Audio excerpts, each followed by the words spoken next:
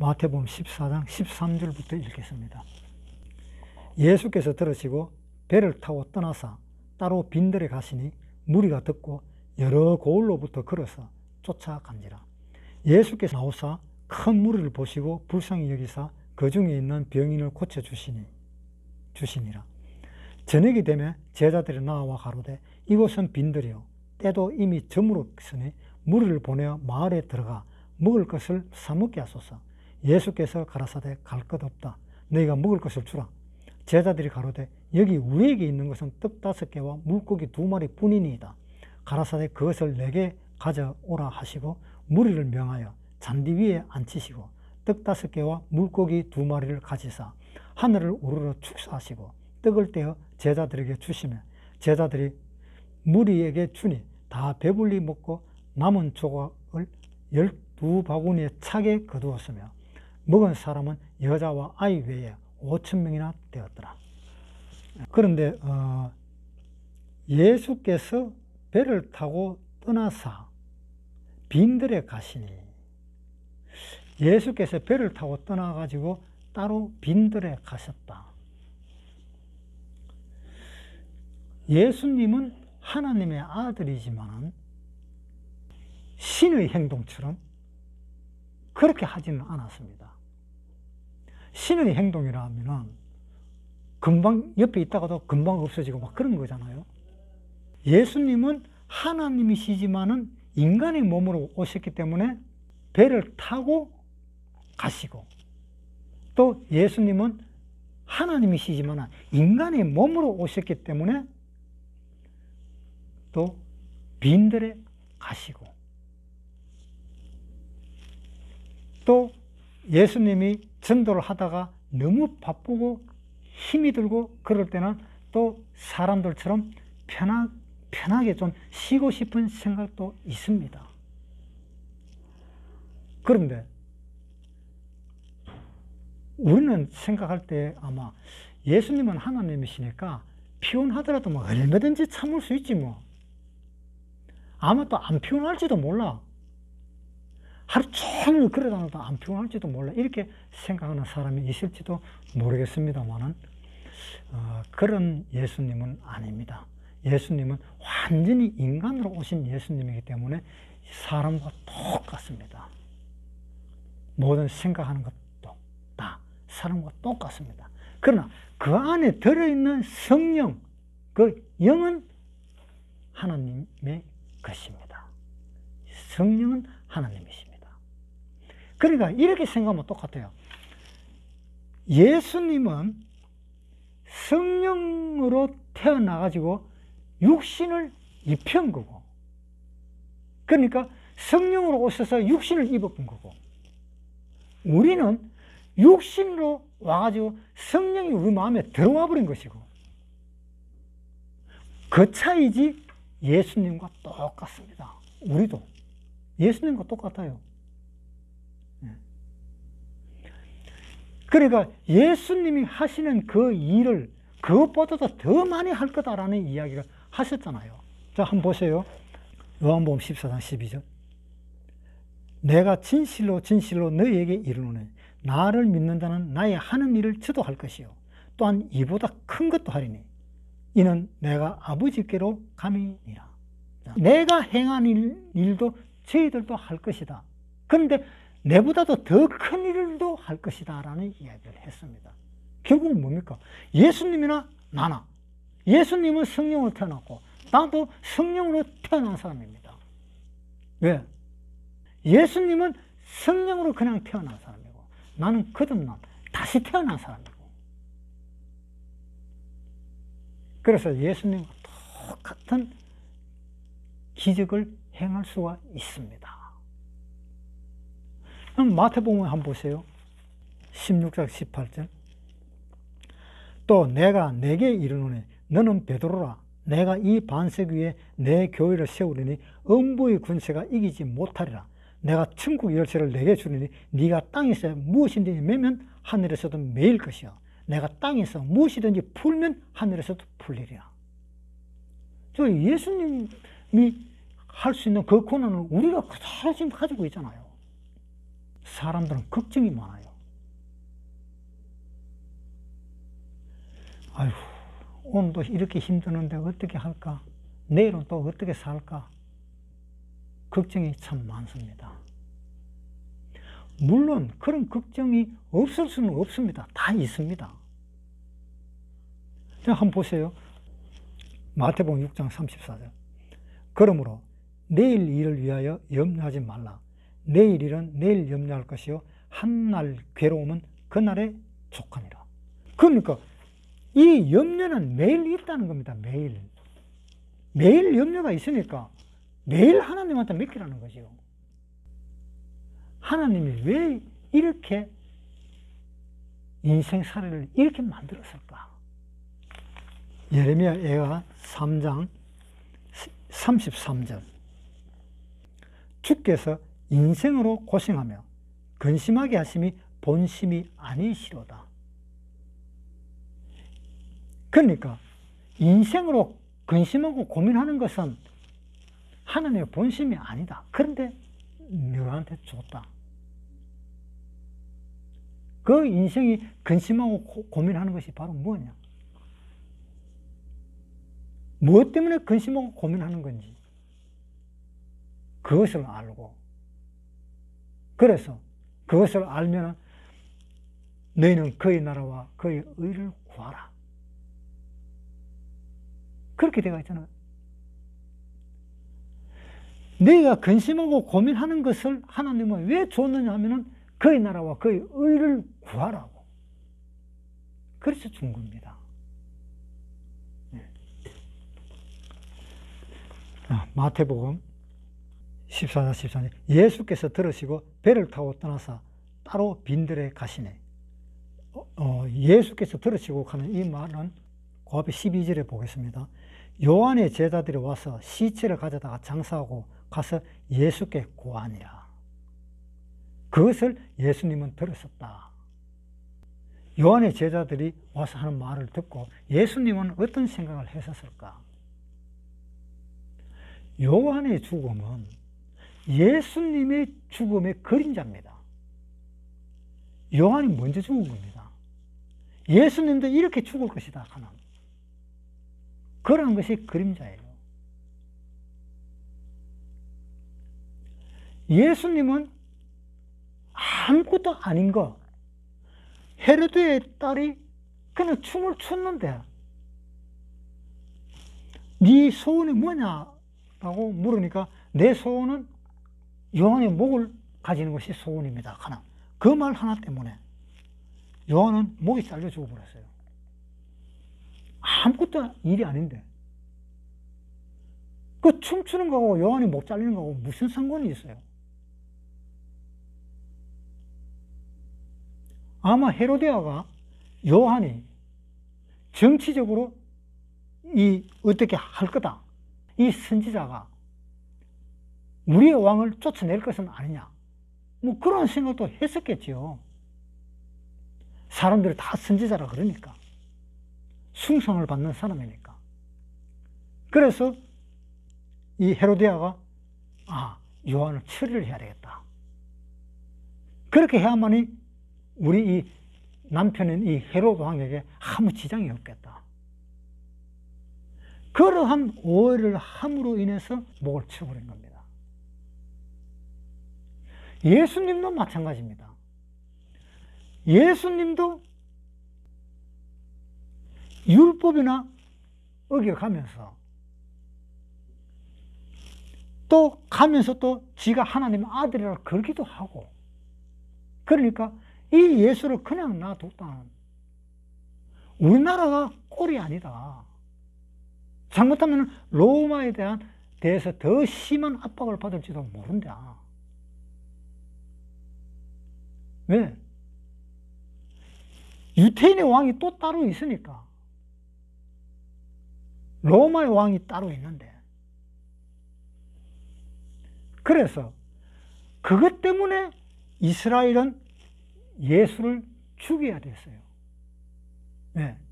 우리의 왕은 예수가 아니고 시저인데, 우리의 왕은 예수가 아닌데. 자, 보세요. 요한복음 19장 15절. 저희가 소리를 지르되 없이하소서 없이하소서 저를 십자가에 못 박게 하소서. 빌라도가 가로되 내가 너희 왕을 십자가에 못 박으랴? 대제사장들이 대답하되 가이사 외에는 우리에게 왕이 없나이다. 가이사가 왕입니다. 그렇죠? 그러니까 이 예수는 유대인의 왕이라 그랬는데도 이런 왕은 필요 없다. 차라리 가이사 왕이 낫다. 라고 이야기하면서 예수를 십자가에 못 박으시오. 그것도 대제사장들이. 우리에게는 왕이 가이사밖에 없습니다. 라고 이야기했습니다. 정치적으로 또한 오해로 인해서 예수님은 요한처럼 또 죽었습니다. 그러니까 이것을 듣고는 예수님은 생각을 했을 것입니다. 나도 저 요한처럼 곧 죽게 되겠지. 그 생각을 했을 것입니다. 왜? 인간으로 오신 예수님이기 때문에 그 생각을 안 할 수가 없잖아요. 그런데 이 요한의 이 죽음은 예수님의 죽음과 거의 같습니다. 보통 이 세상 모든 사람들은 죽기 위해서 옵니까? 살기 위해서 옵니까? 네. 살기 위해 왔습니다. 우리는 다 살기 위해 왔습니다. 죽으려고 왜 와요? 죽으려고. 살기 위해 오는 거지. 그런데 요한과 예수님은 죽기 위해 왔습니다. 요한은 예수님의 그림자입니다. 죽기 위해 왔습니다. 요한복음 3장 29절.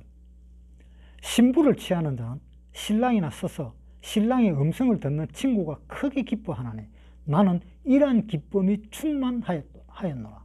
그는 흥하여야 하겠고 나는 쇠하여야 하리라 하니라.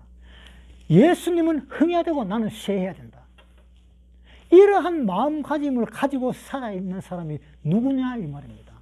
이런 마음가짐을 가지고 아무도 없잖아요. 선지자들도 이 요한처럼 이러한 마음을 가지고 있는 선지자가 어디 있습니까?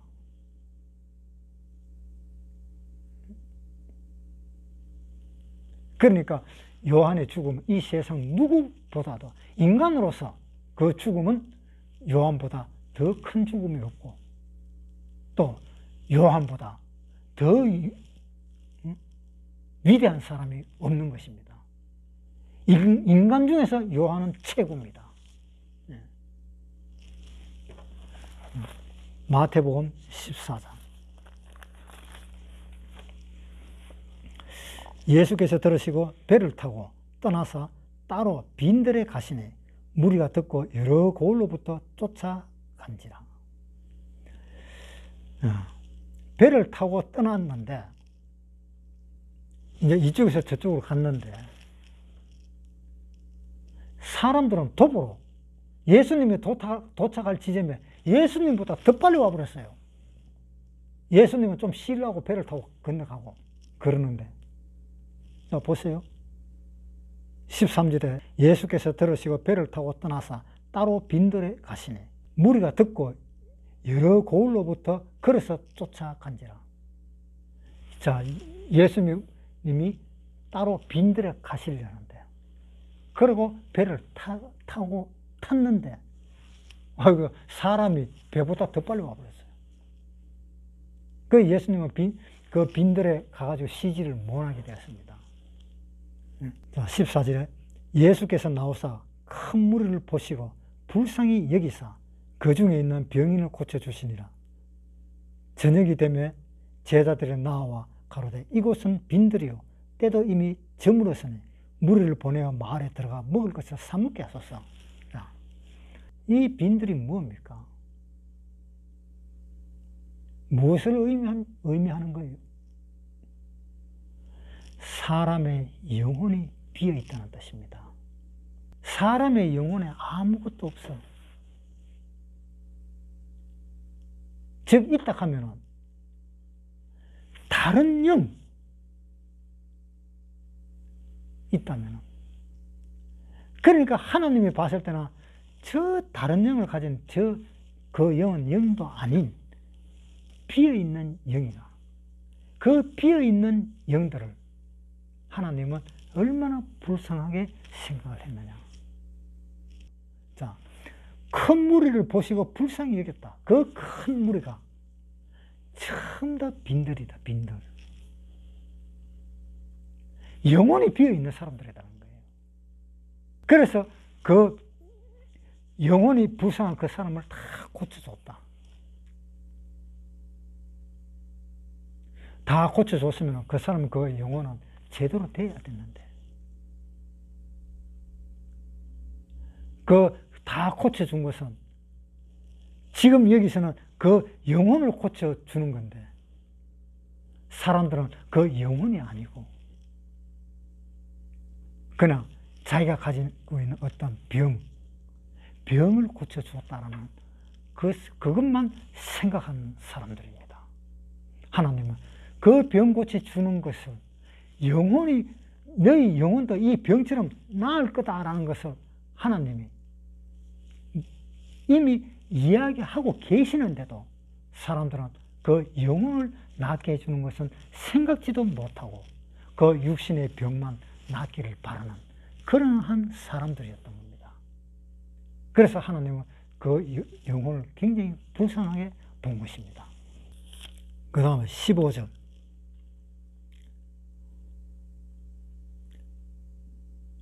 저녁이 되매 제자들이 나와 가로되 이곳은 빈들이요 때도 이미 저물었으니 무리를 보내어 마을에 들어가 먹을 것을 사 먹게 하소서. 예수께서 가라사대 갈 것 없다. 너희가 먹을 것을 주라.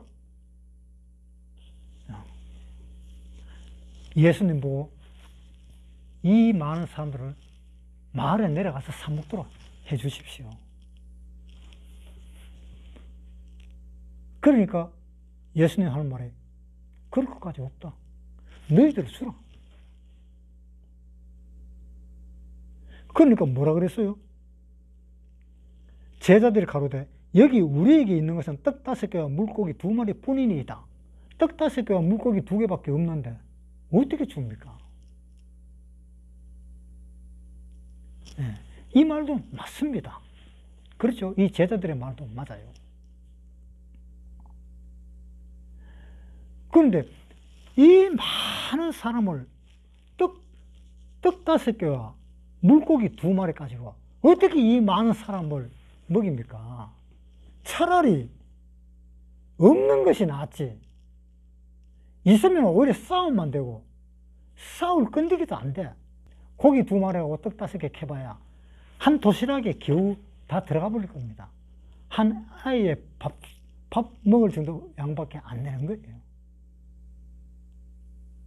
떡 5개하고 물고기 2마리 가지고 어떻게 먹이느냐 라고 하나님한테 이야기를 했습니다. 하나님이 떡을 가져오라고 했습니다. 자, 보세요. 16절. 예수께서 가라사대 갈 것 없다. 네가 먹을 것을 주라. 제자들이 가로되 여기 우리에게 있는 것은 떡 5개와 물고기 2마리 뿐입니다. 가라사대 그것을 내게 가져오라 하시고 무리를 명하여 잔디 위에 앉히시고 떡 5개와 물고기 2마리를 가지사 하늘을 우러러 축사하시고 떡을 떼어 제자들에게 주시며 제자들이 무리에게 주니 다 배불리 먹고 남은 조각을 12바구니에 차게 거두었으며 먹은 사람은 여자와 아이 외에 5,000명이나 되었더라. 떡 5개하고 물고기 2마리를 갖다 줬더니 하나님이 축사를 해서 하늘을 우러러 보면서 그 떡을 뗍니다. 그런데 이상하게 그 떡을 떼면 뗄수록 점점 양이 많아져요. 점점 양이 많아지니까 사람들을, 예수님 묵혔는 거 사람들 다 질서정연하게 자리를 맞추어라. 그래서 예수님은 축사를 하고 떡을 떼었습니다. 떡을 한 번 떼면 뗄수록 점점 많이 떼어져요. 점점 더 많이.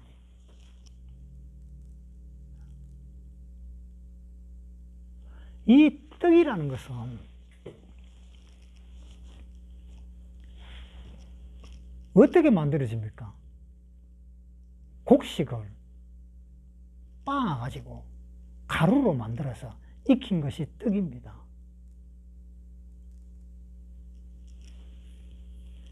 그러니까 이 떡을 가지고 축사해갖고 뗀다는 뜻이 무슨 뜻인가 하면은 예수님을 하늘 높이 들어서 축사를 하시고 그 예수님을 통해서 흘러나오는 그 피로 인해서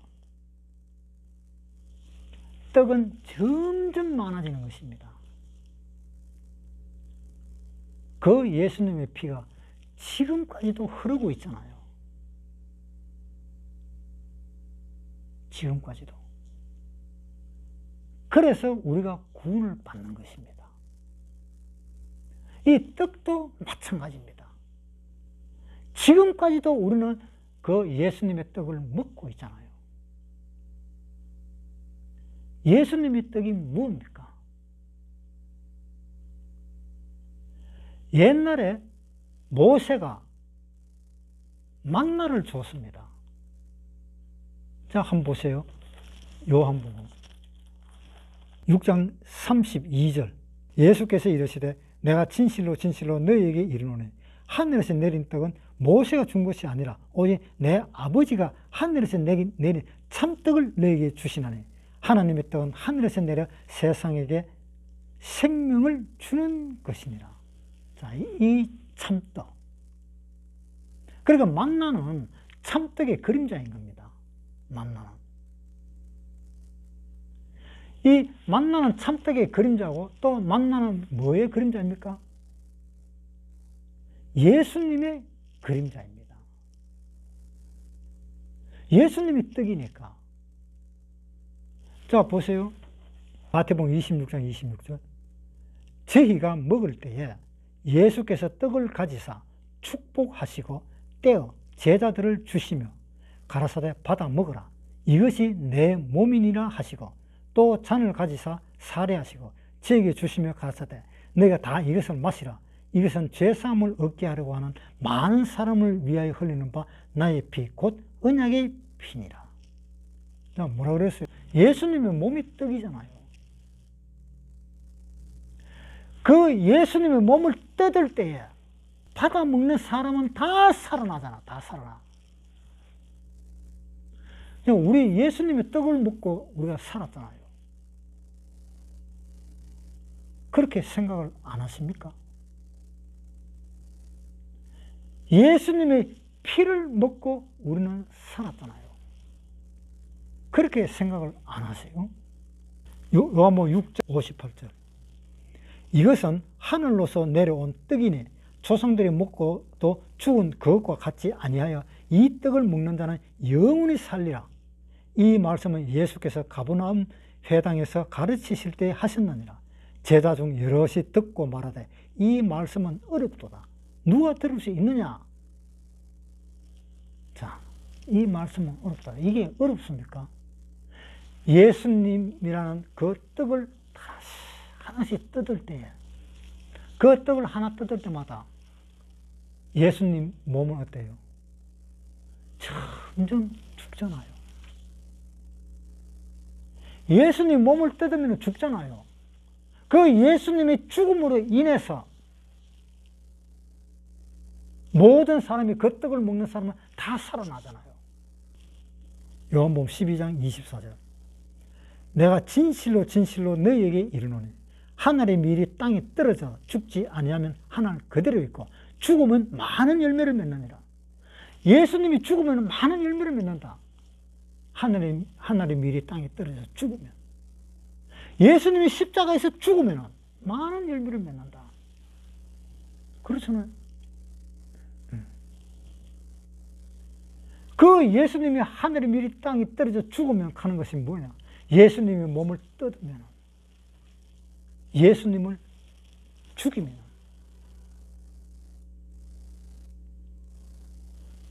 전부 다 영생 얻는 사람들이 얼마나 많이 나타날까요?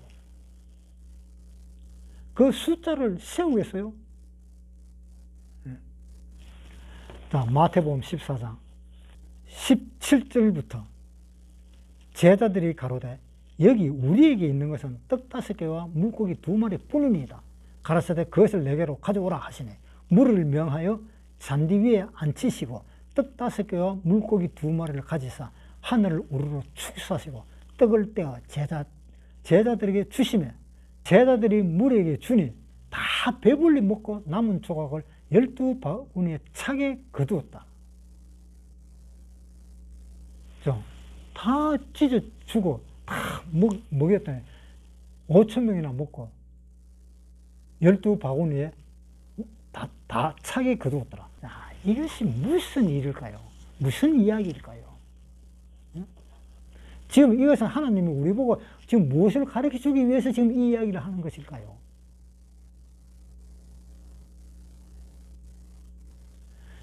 떡을 떼면 뗄수록 자꾸 양이 불어납니다. 자, 예수님이 하늘의 미랄을 떼어서 땅에 심기면 또 그 이삭이 많이 나오고 또 그 이삭이 나온 그 이삭을 가지고 또 땅에 심으면 또 더 많이 나오고 그렇잖아요. 처음에 심을 때는 하나를 심었지만 그 열매가 맺힐 때는 100개, 200개, 500개, 1000개씩 열리잖아요. 그 100개, 200개, 500개, 1000개가 되는 그 씨를 또 심으면 그 다음에 수천 개, 수만 개가 나오잖아요.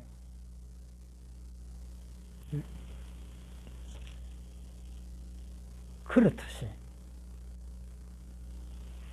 이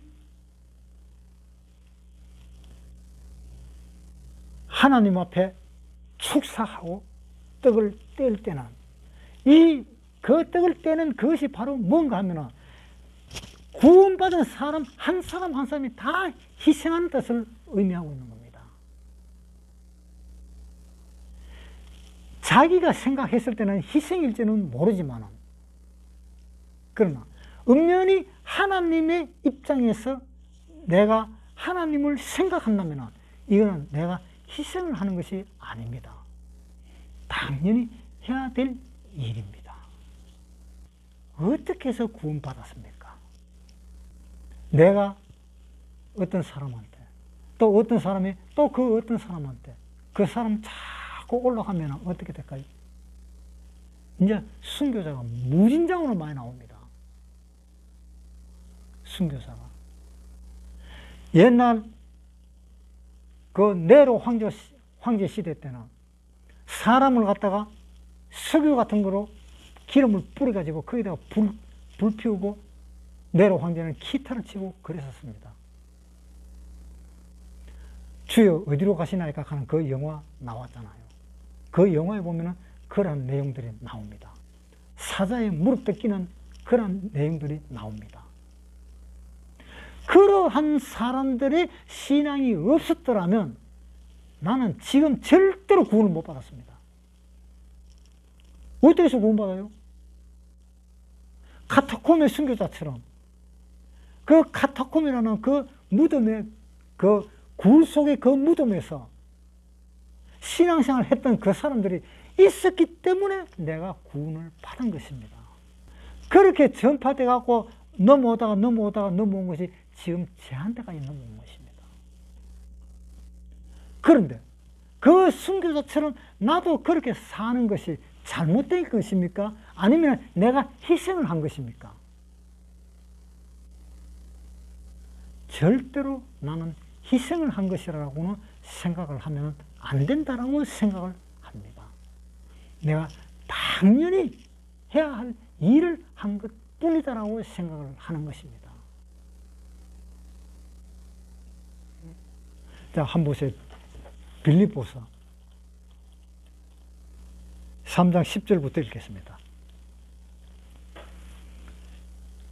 내가 그리스도와 그 부활의 권능과 그 고난에 참여함을 알리하여 그의 죽으심을 본받아 어찌하든지 죽은 자 가운데서 부활에 이르러 하노니 내가 이미 얻었다 함도 아니요 온전히 이루었다 함도 아니라 오직 내가 그리스도 예수께 잡힌 바 된 그것을 잡으려고 쫓아가노라. 형제들아 나는 아직 내가 잡은 것을 잡은 줄로 여기지 아니하고 오직 한 일 즉 뒤에 있는 것은 잊어버리고 앞에 있는 것을 잡으려고 표대를 향하여 그리스도 예수 안에서 하나님이 위에서 부르신 부름의 상을 위하여 쫓아가노라.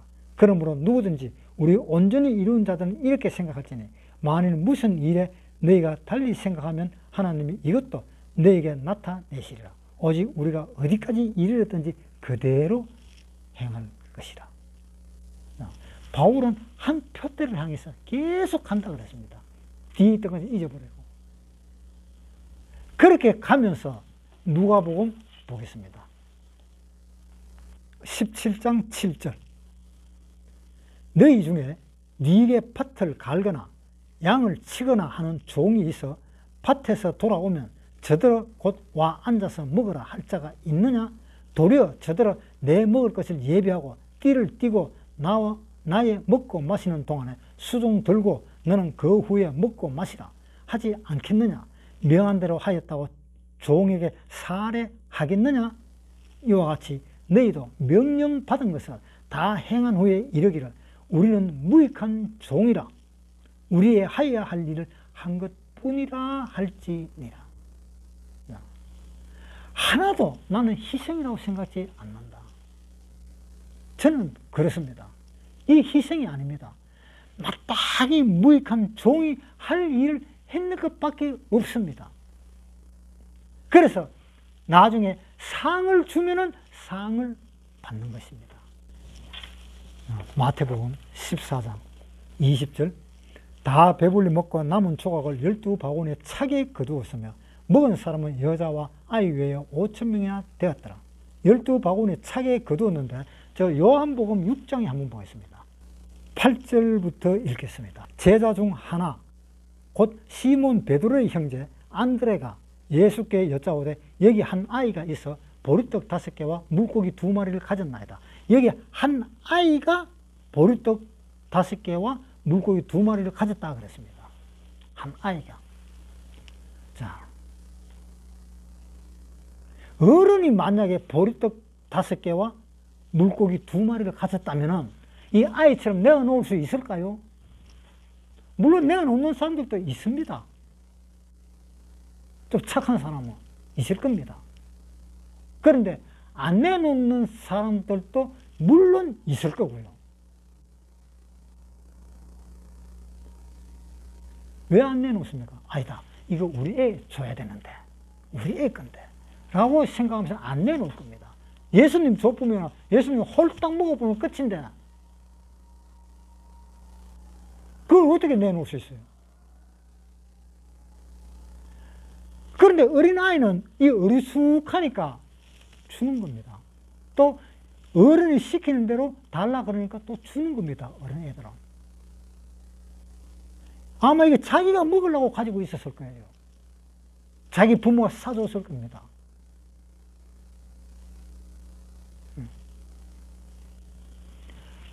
그래서 어린아이에서 받아가지고 보리떡 5개와 물고기 2마리 받아가지고 축사를 했는데 10절 예수께서 가라사대 이 사람들로 앉게 하라 하신데 그곳에 잔디가 많은지라 사람들이 앉으니 수요가 5,000쯤 되더라. 예수께서 떡을 가져 축사하신 후에 앉은 자들에게 나누어 주시고 고기도 그렇게 저희의 원대로 주시다. 저희가 배부른 후에 예수께서 제자들에게 이르시되 남은 조각을 거두고 버리는 것이 없게 하라 하시니. 자, 다 먹고 난 뒤에 내가 다 먹었으면 이제 다 모으십시오. 조금도 버리지 마십시오. 하나도 버리지 말고 다 모으십시오. 하나님은 그렇게 알뜰한 하나님이었습니다.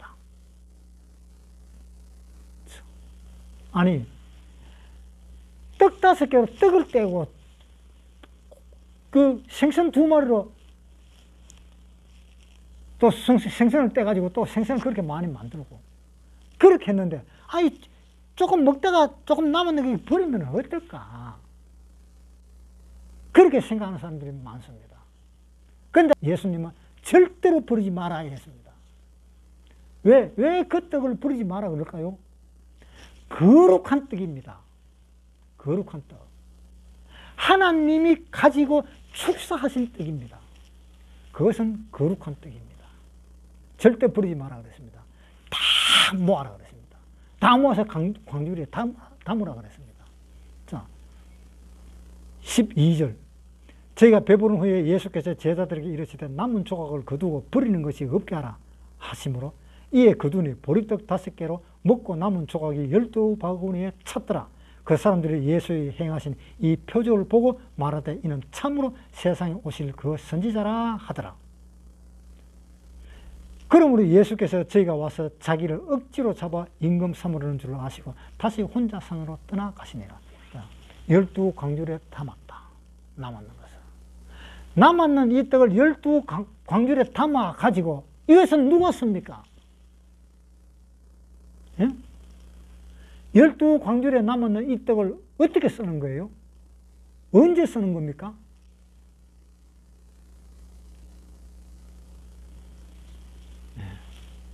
그 떡은요, 이제 교회에서 쓰는 겁니다. 그 떡은 교회에서 쓰고, 교회에서 그 떡을 또 뜯으면, 또 찢으면 뭐가 나옵니까? 또 떡이 계속 나옵니다. 또 떡이. 그 떡은 예수님이 2000년 전에 돌아가신 그때부터 지금까지도 그 떡은 계속 뜯어지고 있습니다. 고린도전서 11장 23절부터 읽겠습니다. 내가 너희에게 전한 것은 주께 받은 것이니 곧 주 예수께서 잡히시던 밤에 떡을 가지사 축사하시고 떼어 가라사대 이것은 너희를 위하는 내 몸이니 이것을 행하여 나를 기념하라 하시고 식후에 또한 이와 같이 잔을 가지시고 가라사대 이 잔은 내 피로 세운 새 언약이니 이것을 행하여 마실 때마다 나를 기념하라 하셨으니 너희가 이 떡을 먹으며 이 잔을 마실 때마다 주의 죽으심을 오실 때까지 전하는 이것이니라. 그러므로 누구든지 주의 떡이나 잔을 합당치 않게 먹고 마시는 자는 주의 몸과 피를 범하는 죄가 있느니라. 이 떡을 언제까지? 주님이 오실 때까지 뜯으라. 예.